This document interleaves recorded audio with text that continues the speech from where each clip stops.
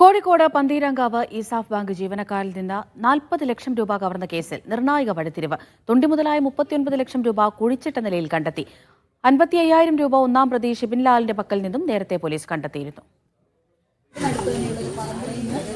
ഒന്നാം പ്രതി ഷിബിൻലാലിന്റെ വീട്ടിൽ നിന്നും 1/2 കിലോമീറ്റർ അകലെയുള്ള പന്തീരങ്കാവ് ഉള്ളാട്ടിൽ ഗിരീഷ് എന്നയാളുടെ പറമ്പിൽ കുഴിച്ചിട്ട നിലയിലാണ് പണം കണ്ടെത്തിയത്.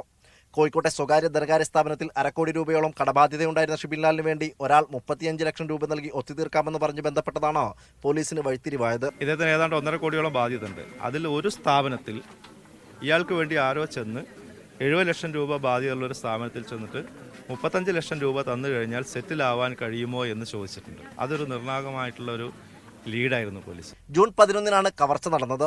ജൂൺ 13-ന് തന്നെ പാലക്കാടെത്തി പോലീസ് പ്രതിയെ പിടികൂടുകയും ചെയ്തു. 55,000 രൂപയും പ്രതിയുടെ പക്കൽ നിന്നും കണ്ടെത്തി. എന്നാൽ ബാക്കി പണം കണ്ടെത്താൻ കഴിഞ്ഞിരുന്നില്ല. ഈ പണമാണ് ഒരു മാസത്തിനു ശേഷം പോലീസിന്റെ ശാസ്ത്രീയ അന്വേഷണത്തിനൊടുവിൽ കണ്ടെത്തിയത്. പന്തീരങ്കാവ് ഇസാഫ് ബാങ്കിൽ ഭാര്യയുടെ പേരിൽ അക്കൗണ്ട് ഉണ്ടാക്കി 40 ലക്ഷം രൂപയുടെ സ്വർണം പണപ്പെടുത്തിയെന്ന് വ്യാജരേഖ നിർമ്മിച്ച് പണം തട്ടാനായിരുന്നു ആദ്യം പ്രതി ശ്രമിച്ചത്. പിന്നാലെ പണവുമായി പോവുകയായിരുന്ന ജീവനക്കാരെ കവർച്ച ചെയ്യുകയായിരുന്നു. വ്യാജരേഖ നിർമ്മിച്ച് പണം തട്ടലിന് ശ്രമിച്ചതിന് ഷിബിൻലാലിന്റെ ഭാര്യ കൃഷ്ണപ്രിയയും കവർച്ചയ്ക്ക് ശേഷം രക്ഷപ്പെടുത്താൻ സഹായിച്ചതിന് ബന്ധുവായ ദിനരഞ്ജനെയും കേസിൽ പ്രതി ചേർത്തിട്ടുണ്ട്. മീഡിയ 1 കോഴിക്കോട്.